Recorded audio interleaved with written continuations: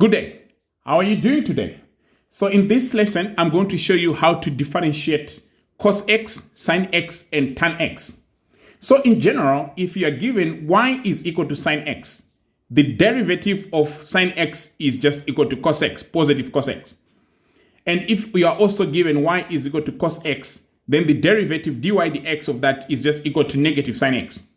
And lastly, if you are given y is equal to tan x, then the derivative of tan x is just equal to sec squared x.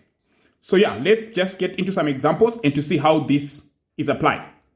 So in example 1, we are asked to find the first derivative when y is equal to sine 6x. So before I attempt this question, I just want to introduce you to this small procedure, which I call PTA. The P stands for the power, the T for the trig, then the A is the algebra part. So how does this apply? So if you have got like a function sine squared 6x, so this is your power. So you differentiate power first, then this is the algebra part, then you differentiate the algebra part, and this is the trigonometric part. Then you differentiate the trig part. So it's power first. So in this case, to differentiate this, you just start with the power, you hold everything constant. So that will be 2 sine, then you minus 1 on the power, so it's just power 1. So it's 2 sine 6x. Then after you're done with the power, you go to the trigonometric part. So you multiply by the derivative of trig of sine is positive cos. So that will be cos 6x multiplied by the algebra part, which is the 6x. Then you find the derivative of 6x. In this case, that will be a 6. So the final answer will just be equal to 12 sine 6x cos 6x. So that's how you use the PTA. So we want to apply now the PTA in this example that we are given. So here, in y is equal to sine 6x, we have got a power of 1. So we don't need really to differentiate the power. So we go on to differentiate the trig part. So then the dy dx will be equal to, so the derivative of sine, remember it's positive cos. So that will be cos 6x. Then you go to the algebra part. This is your algebra part. So the derivative of the algebra part, that will be multiplied by 6. So then the answer is just equal to 6 cos 6x. And that's how you determine the derivative of y is equal to sine 6x. Moving on to the second example. In this example, we are asked again to find the derivative of y is equal to sine x to the power 4 minus 7. Remember the PTA. We start with the power, trig, and algebra. So in this case, again, the power of sine is just a 1. So there's no need to differentiate that because it's going to give us a 0. When we minus 1, then it's just a 1. So we just differentiate the trig part. So the derivative of sine, so that will be dy dx, will be equal to, in this case, that should be cos, in a bracket, x to the power 4 minus a 7. Then we differentiate the algebra part. This is the algebra part. So if we differentiate that, then we multiply by 4x.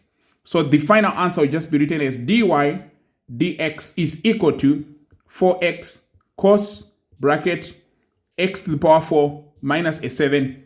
And that is the final answer. Moving on to the third example. So in this example, we are asked to find the derivative of y is equal to sine 3x cos x. So as you can see, this is the product. So we use the product rule. And remember what we did, we can let AU is equal to sine 3x and our V is equal to cos x. And we can derive U. So du dx in this case will be equal to the derivative of sine, it's cos. So remember, cos 3x, then multiply by the derivative of 3x, the algebra part. That will be times 3. So then it's just 3 cos 3x. And the derivative of cos x is just equal to negative sine x. And remember, the product rule states that dy dx is equal to v du dx It doesn't matter what you start with because you're just going to add plus u dv dx. And that's equal to our v, it's cos x. Then du dx, that is times 3 cos 3x. Then plus u, and the u in this case, it's just sine 3x. Then multiply by the dv dx, which is negative sine x. And then the final answer can be simplified further to be dy dx is equal to 3 cos 3x cos x minus sine 3x sine x. And that's how you differentiate this function. Then moving on to the fourth example. In the fourth example, we are asked to determine the derivative of y is equal to cos squared x. So remember using our PTA. So in this case, we can apply the whole PTA. We have got a power of 2, and the trig part is the cos, and the algebra part is the x. So we differentiate in that order. So which means the dy dx will be equal to first the power. We differentiate power, bring it down. That will be 2 cos x. Because we minus 2 minus 1 there, just left with the 1 here. Then we don't need to write it. Then multiply by the trig part. So the derivative of cos x, remember it's negative sine x.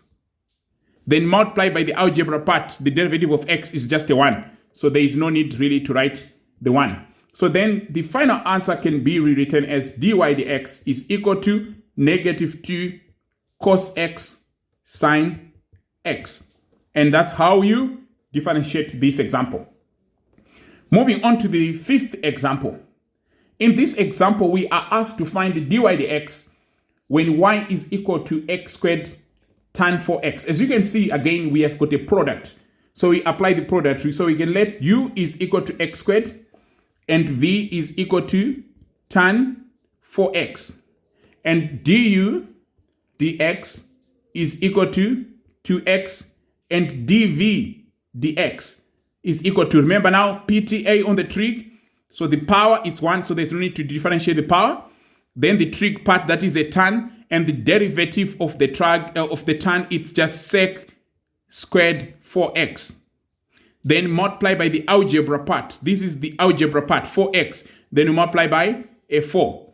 Therefore, the dv dx can be rewritten as 4 sec squared 4x. And remember, the product through dy dx is equal to v du dx plus u dv dx. And that will be equal to our v. In this case, it's tan 4x multiply by du dx. And our du dx is just 2x. Then plus v du dx. U dv dx, I mean, that will be x squared multiplied by 4 sec squared 4x. So this can be written finally to be 2x. So the dy dx is equal to 2x tan 4x plus 4x squared sec squared 4x. And that's how we differentiate this. If you want, you can take it further by factoring out the 2x. And that's how you do the derivative of the trigonometric functions. Hope to see you in the next lesson.